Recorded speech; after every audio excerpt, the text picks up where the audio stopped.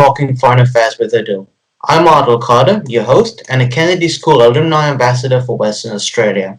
This is a series where I take an interesting perspective through interviewing key figures in the arena of foreign affairs and diplomacy. Today I'm honored to be joined by one of Europe's most esteemed diplomats. He was once referred to as a man who was born to walk on eggshells due to his skill in maneuvering on the diplomatic tightropes. Former NATO Secretary General and Foreign Minister of the Netherlands, Professor Jaap de Hoop Scheffer. Professor Jaap de Hoop Scheffer previously served in the Royal Netherlands Air Force before becoming a civil servant in the Netherlands Foreign Diplomatic Service. He served in Ghana, the NATO delegation in Brussels, before working in the offices for successive ministers of foreign affairs. He was a member of the Dutch House of Representatives from 1986 to 2002. Among his many leadership positions in the House, some of the highlights include stints as leader of his parliamentary party, the CDA, and chair of the House Committee on Foreign Affairs. He then was appointed as Foreign Minister of the Netherlands from July 2002 to December 2003. He subsequently became the 11th NATO Secretary General, serving from 2004 to 2009. He is currently Professor Emeritus in International Relations and Diplomatic Practice at Leiden University. Professor Jaap de Hoop Scheffer, thank you so much for joining us. Pleasure. Thank you. Starting off with a broad question, how do you view the future of NATO and the significance it will go on to play in global affairs? NATO is as relevant, I think, as it has ever been for scenarios which you and I would not like to imagine, which are not probable, but still it is the unique alliance where the United States of America provide the ultimate guarantee, which is of course the nuclear guarantee to a number of allies, and that is unique in its history. Perhaps we should not take this as a normal, but it still is. It's alive and kicking. We've been through a complicated period during the Trump years in the White House, in the Oval Office. But knowing President Biden, who is an old hand, who is an old NATO hand as well, an old hand in international affairs, I have great confidence in U.S. leadership and great confidence in the restoring the essential transatlantic bond between the European allies and the United States and Canada, for that matter. Quite a bit of the rhetoric over the past 4 years under the Trump presidency was that the US was taking too much of the financial burden in relation to the NATO budget. There was more, the US president at the time required the other allies to sort of step up. And what are your thoughts on this? And we've seen this become a big political issue. And it was a big campaigning point for Trump when he won in 2016. In addition to that question, do you also think this could be a political issue for other key members who contribute quite a lot to the budget? Definitely. I did not agree with President Trump, former President Trump, on many issues, but there was one I did, and I do agree with him, and that is that the agreement NATO allies came to in their Wales summit, meaning we are going to spend 2% GDP by 2024, is still the way we should look at this, and is still the commitment entered into by the European allies, including my nation, the Netherlands, which is doing very badly in this regard. And I'm sure that President Biden, perhaps in different language, will ask solidarity from his European allies, and quite rightly so. I mean, you cannot on the one hand think that everything is going back to normal, and the normal in NATO has become, as you know, that the United States in general is carrying about 75% of the financial burden of the alliance. So yes, European allies should become serious and follow the commitments, honor the commitments, I should say, they have entered into at the World Summit. And as you said, the 75% reliance on the US. Do you think in the future we could see another country where NATO becomes too reliant on? NATO, in its present form, and that form will not change, will rely on the United States in the sense that also politically, for Europeans, and Europe will get to that, I presume, should become much more serious about its own defense and its own ability to project military power. But politically, in the domain of security, but also in the more general political domain, the United States of America will remain the main focal point, the main point of reference for Europe. I mean, that will not be China, that will not be an ever more autocratic, one should perhaps say kleptocratic Russia. That is the United States of America, and it will be like that. I do not see any change. The other side of the medal, of course, is, as I said, that Europe and the European Union more in particular should start to take itself seriously, also in the domain of security and defense. Moving from the US to Turkey, a country in which there's been disputes with many of the European allies, under your term as Secretary General, the NATO-Turkey relationship actually enjoyed considerably better status than it is in right now. What do you think is the best way forward to help the relationship? Well, at the moment, as you rightly point out in your question, the relationship is tense between the European Union and Turkey, and that kind of tension, of course, also plays into the NATO alliance, where we saw not too long ago Turkey in its foreign policy and security policy vis-à-vis the Eastern Mediterranean was on a confrontation course with France. Turkey supporting the Libyan government. I mean, those confrontations are bad for the European Union, are bad for NATO, where Turkey is a member. The plus for NATO, of course, is that Turkey is at the table, and that you can address these questions. You can address Turkey's foreign policy role. It should be done more frequently and more intensively. NATO is not political enough. NATO is a political military alliance. But I think you're right in implying in your question there's a lot to be improved in the relationship with Turkey, which has, of course, a very assertive foreign policy. Look at Syria. Look at Libya. Look at Turkey's position in more in general in the Middle East, the oil drilling in the Eastern Mediterranean. Turkey is a very difficult ally. The S-400, Turkey buying Russian anti-aircraft missiles, not at all as we would expect from a NATO member. So there's a lot of very complicated stuff on the table in the NATO-Turkish relationship, European-Turkish relationship, I should say. President Erdogan has lost an ally because Donald J. Trump was, of course, an ally of Recep Tayyip Erdogan. Both the same kind of people, the same kind of big egos, but there is a problem also inside the NATO alliance. But I do hope that with President Biden in the Oval Office, that the Turkish president might realize and will realize that this should really end. This confrontational approach should definitely end. And you raise a point about being at the table, and especially on that theme of bringing people to the table.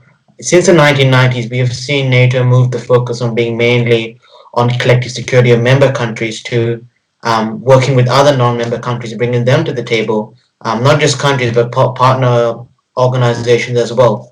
How are these relationships with the non-member countries and partner organizations important to NATO? And I know something under your term as Secretary General, there was quite a growth in non-member countries and these partner organizations. It's crucial. I mean, these partners are crucial. I mean, you're in Australia, and I have a lot of experience, of course, with partner nations coming to operate with NATO, together with NATO. The best example is Afghanistan, where Australia and the Netherlands were fighting a war side by side in Uruzgan province in the south, and where at the height of the presence there, I think the coalition, NATO and partner nations, was over 50 strong, and so that was crucial for the NATO operation in Afghanistan. It was not always easy, of course, and let me take Australia again as an example. to distinguish and to separate between decision making and decision shaping. I mean, Aussie soldiers died on the battlefields in Afghanistan, and I remember Kevin Rudd always coming to me and saying, Secretary General, we are happy that we can take part in decision shaping, but the decision making, of course, the final decision making is within the purview of the Allies, and I couldn't change that. We found a way of having very regular political consultations, security consultations, of course, as well. But to come back to your question, I mean, the partners are absolutely essential, and that was the way we operated in Afghanistan, and I'm very much in favor, and that still happens, as I know, of regular political consultations. I traveled as NATO Sec Gen to Australia, I traveled to New Zealand, I traveled to Japan. That would have been unthinkable 10 years ago it was, but 15, 20, 25 years ago. So a crucial addition to NATO are NATO's partners.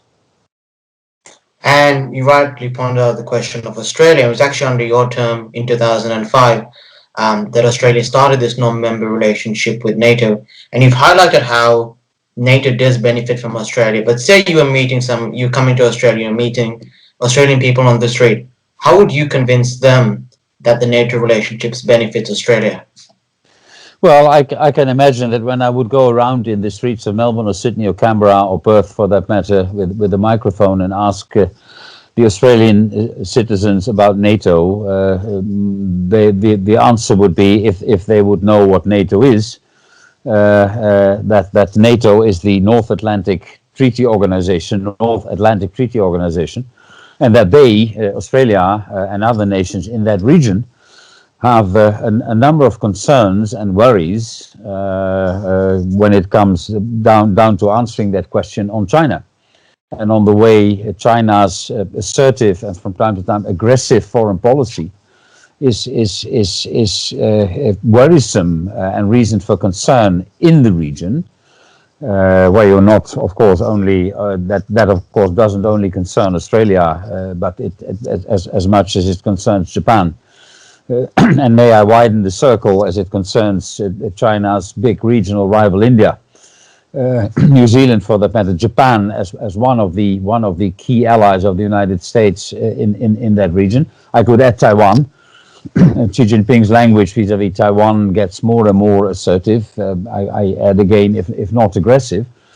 So if we would transplant NATO and the North Atlantic Treaty Organization to your area, then I could imagine that there is a need felt also by the citizens in Australia, as you were asking me, to see how the democracies in the region, and I mentioned a number of them, and I specifically include India, how these democracies in the region could get together and start to make, how shall I phrase this, the same analysis as far as superpower China is concerned. That will not necessarily lead to a copy-paste NATO with a guarantee by one of the nations, certainly not a nuclear guarantee by one of the nations. But I could imagine that would be the kind of discussion one would have. Now come back to President Biden. President Biden has been playing with the idea for quite some time of bringing democracies together. He is thinking about a larger group. But I could very well imagine that when we discuss the South China Sea, the East China Sea, the Pacific more in general, South Pacific more in general, that bringing democracies together to answer this question, what will our position vis-à-vis China be, that is a highly relevant one. Sure. And you raised kind of perfectly onto my next question. There's been much talk in this part of the region, especially with concerns around China. While it's not been concrete that there's been a proposal for a NATO-like pact involving the Quad countries, Japan, India, Australia, and the US.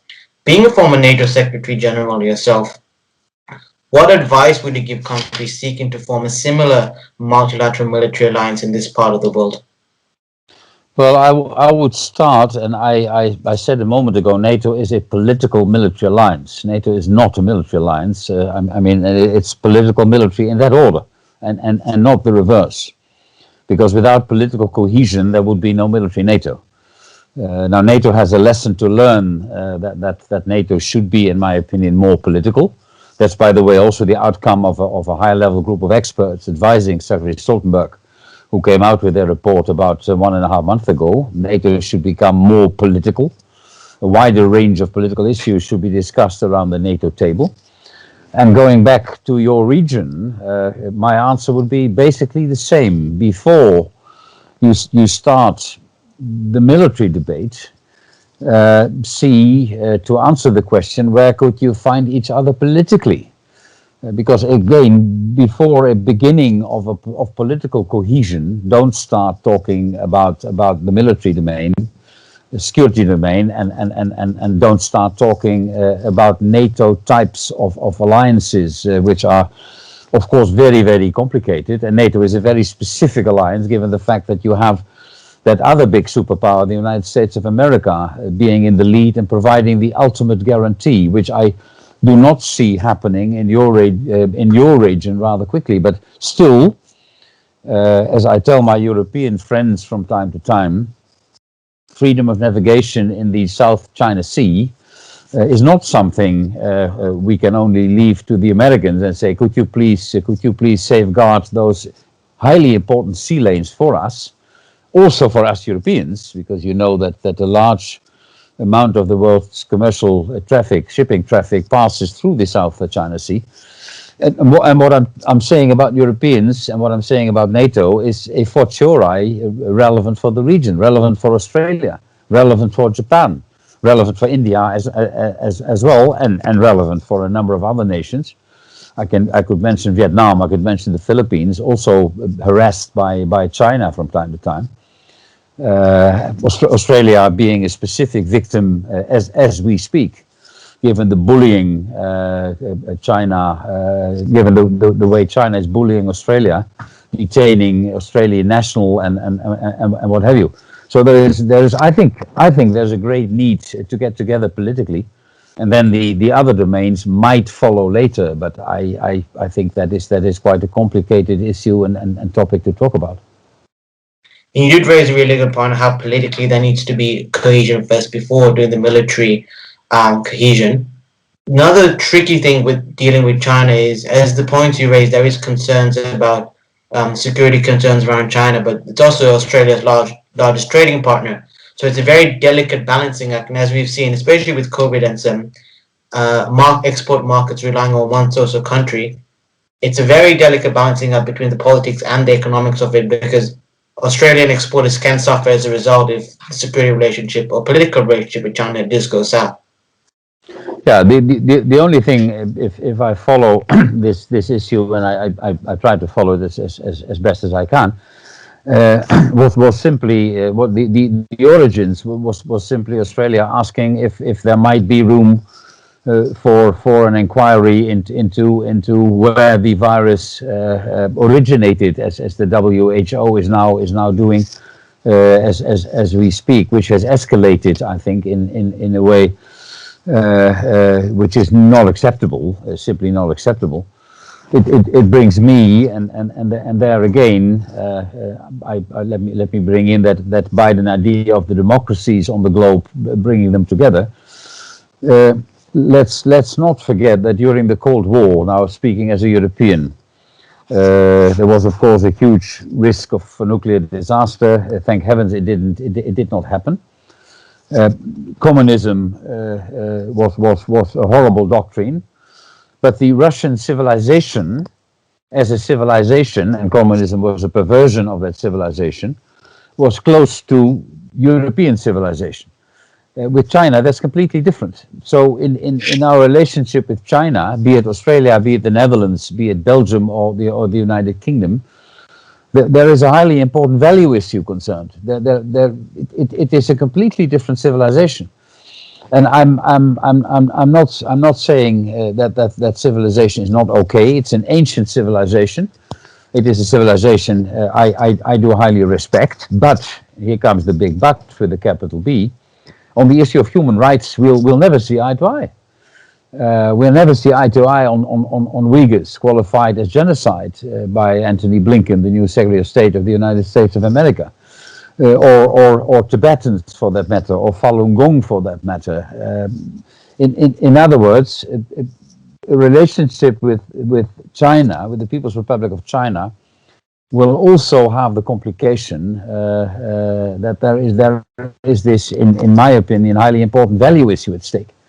That goes for the United States relationship with China and vice versa, of course, again in the same vein.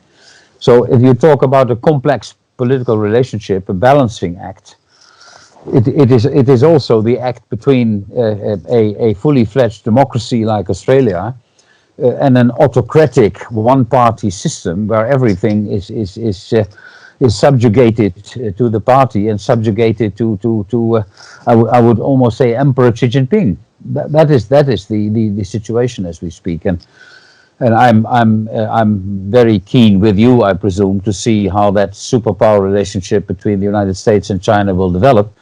If there's one thing, there is a certain amount of bipartisanship in the United States of America, it's the China policy. But will it be containment? Will it be another form of relationship? It's too early to tell, I think. And you did raise a good point of going back in the context of the Cold War in Russia, obviously how NATO was born in that context.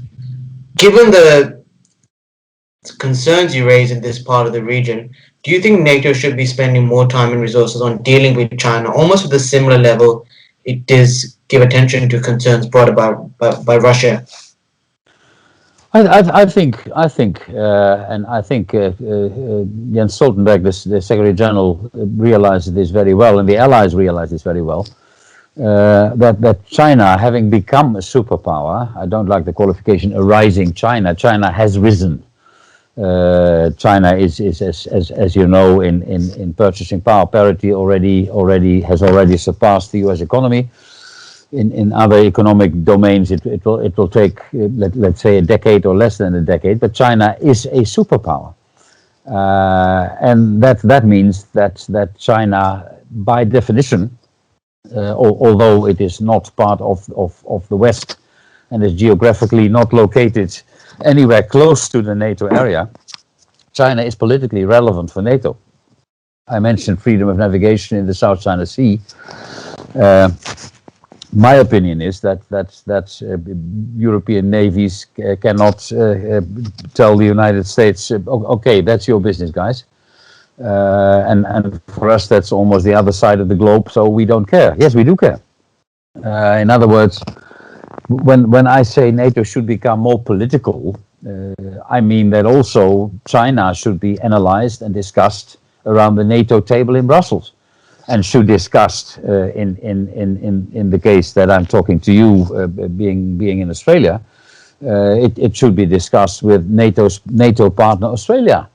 Because you can bring elements to the table which NATO allies cannot. In other words, here's another important point of the value added.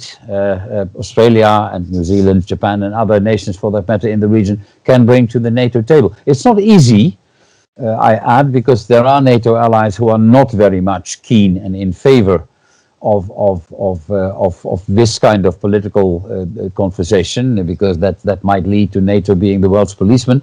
NATO is not the world policeman, doesn't have the ambition to be that, cannot be that in the military sense. But what's happening in your region is definitely not irrelevant for NATO. That's my short answer.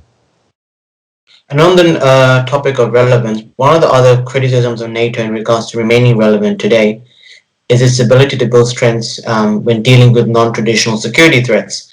In the sense, some criticize that there's been too much focus on military security rather than non-traditional security in regards to cyber attacks, disinformation, election meddling. Do you think there should be more attention on NATO dealing with these concerns?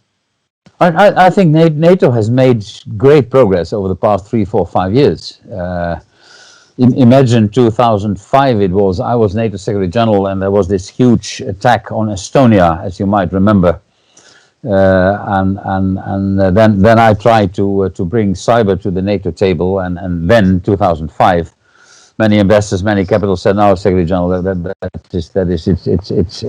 it's horrible what has happened there." But anyway, cyber was a non-issue.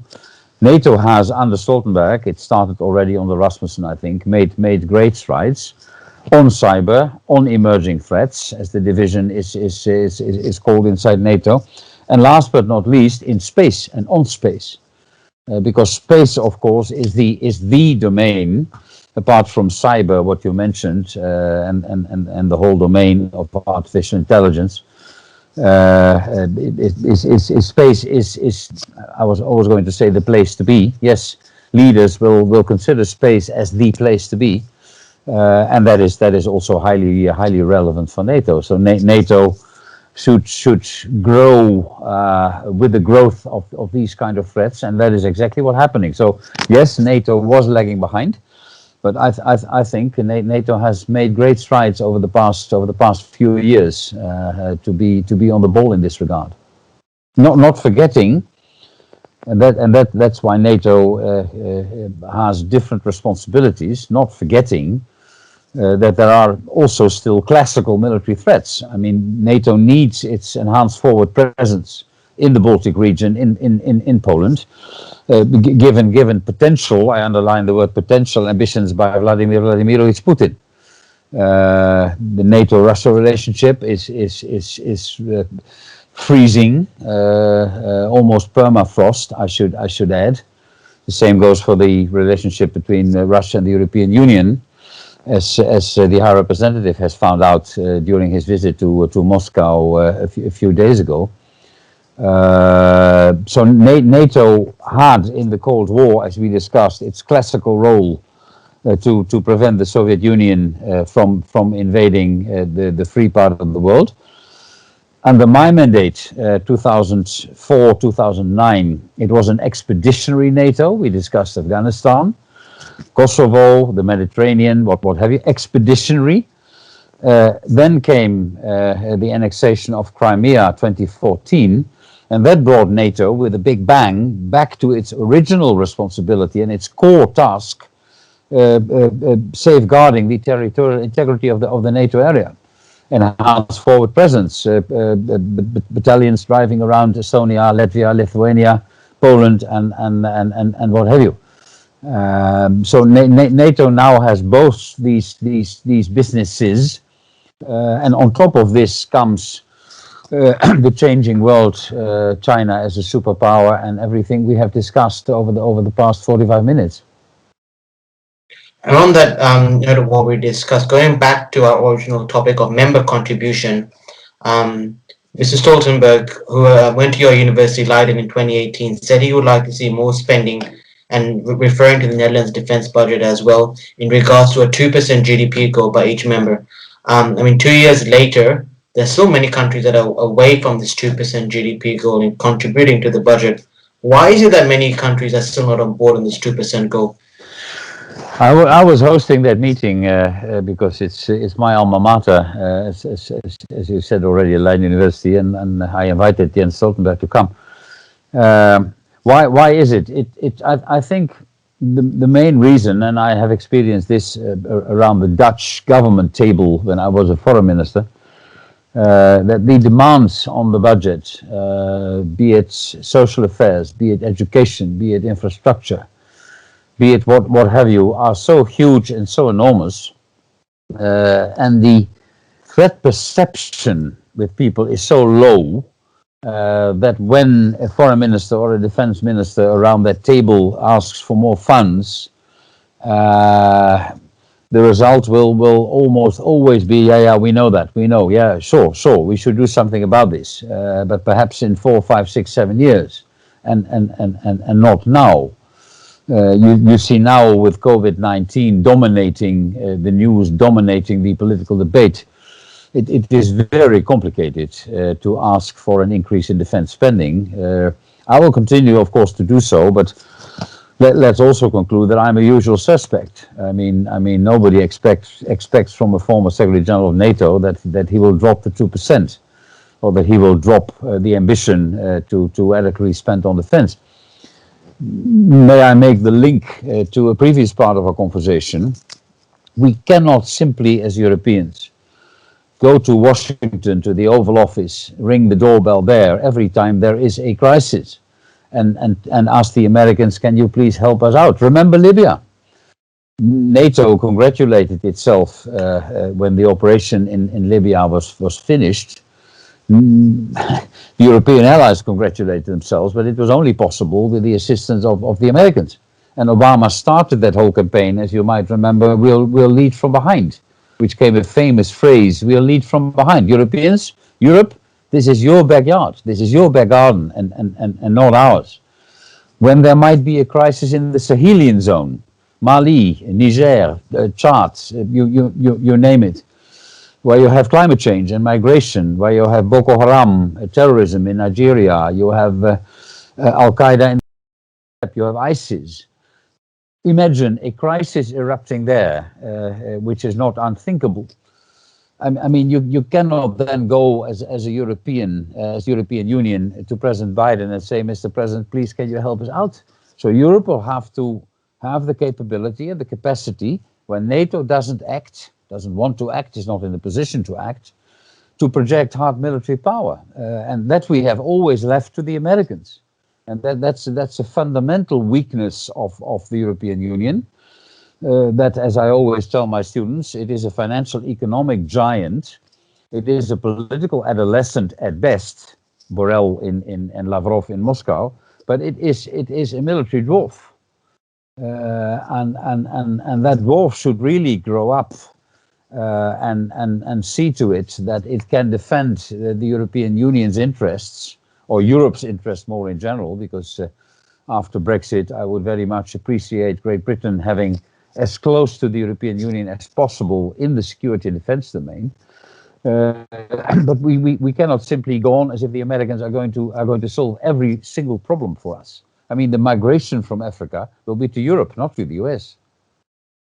And you raised the point of budgetary and reliance financially on Americans, and especially in the sense of COVID.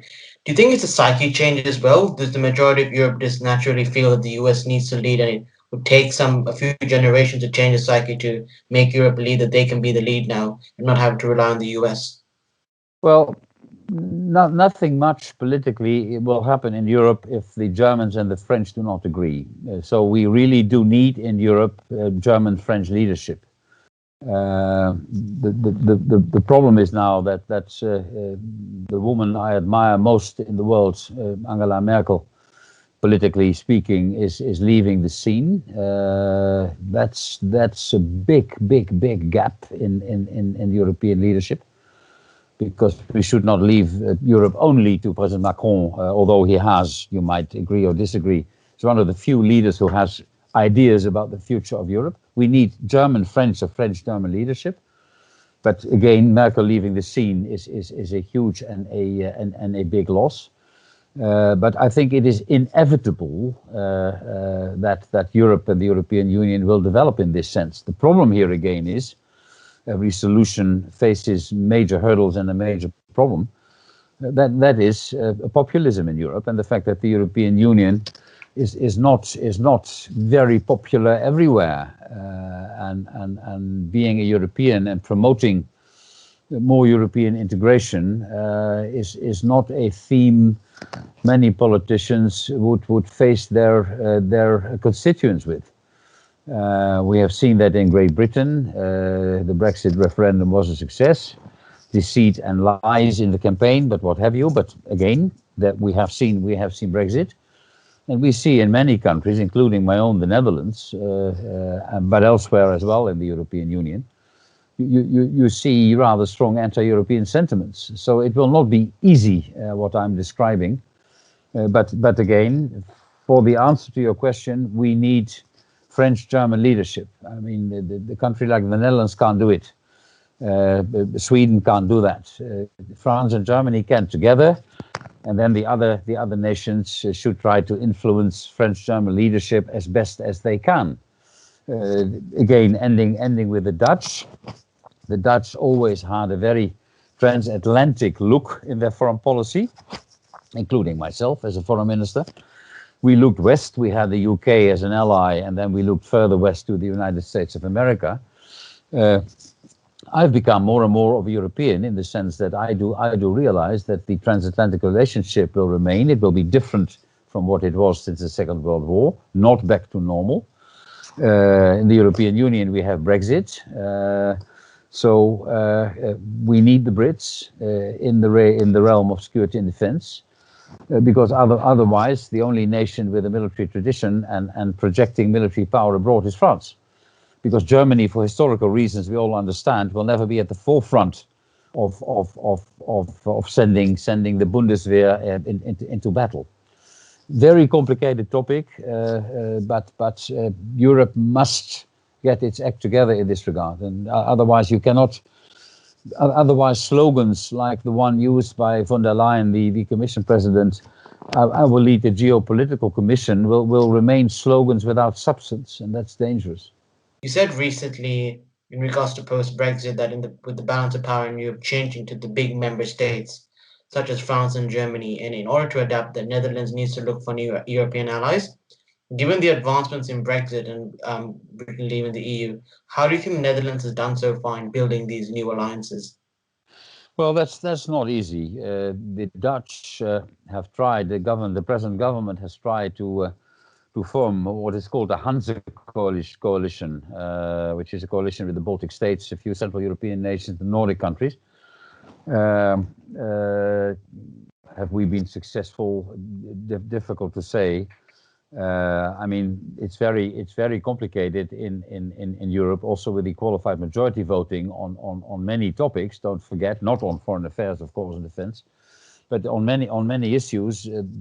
Great Britain leaving has really fundamentally changed the qualified majority voting systems in building blocking minorities or building majorities in that sense. So that picture has completely changed. And the Advisory Council on International Affairs in the Netherlands, I chair. We have advised the Dutch government, first of all, to focus on Berlin and Paris, and then if we don't like what they are cooking, if we don't like the menu they are cooking, we could try, depending on the dossier, depending on the topic and the subject, to see if we can build a coalition, and once that might be with the Italians and the Spaniards, on other issues with the Nordic nations, with the other frugals, as we are called as Dutch, where it concerns the financing of the union and the future of the euro and what have you, where we, in my opinion, are too frugal, but that's another debate. So we'll see ad hoc coalition building in the European Union. And you cannot say that's on all topics you have the same. It will be I'm repeating myself, sorry, but ad hoc coalitions, depending on the topic, depending on the subject. Yeah. And as you approach time and we're getting to the last question, I'm keen to ask this question as well, especially given your role as a professor in diplomatic practice. You did highlight briefly how COVID has impacted with budget cuts affecting diplomatic practice. But I'm kind of curious to know broadly, how has COVID impacted diplomatic practice, not just in Holland, your home country, but also in a multilateral organization like NATO? I mean, diplomacy on a laptop screen, as we are facing each other now, is completely different from diplomacy. Is a contact profession, as I always say. A, it's a profession, and B, it's like the hairdressers or the barber shop where you go. We call that a contactberoep, a contact profession. Diplomacy is the same. Imagine me as a chair of the North Atlantic Council. I have to see the body language. I have to see who's talking to whom. I have to see, hey, the French ambassador is leaving the room with the Germans. What's cooking? Send a collaborator and see what. I mean, I can see reactions around the table. I can't see that when I have a video wall when I'm chairing. The same is relevant for the participants in a meeting. So the diplomacy is completely changed. And I hope there we go back to normal as soon as possible, because it's really fundamentally different. COVID-19 has, of course, dominated and is dominating societies across the globe.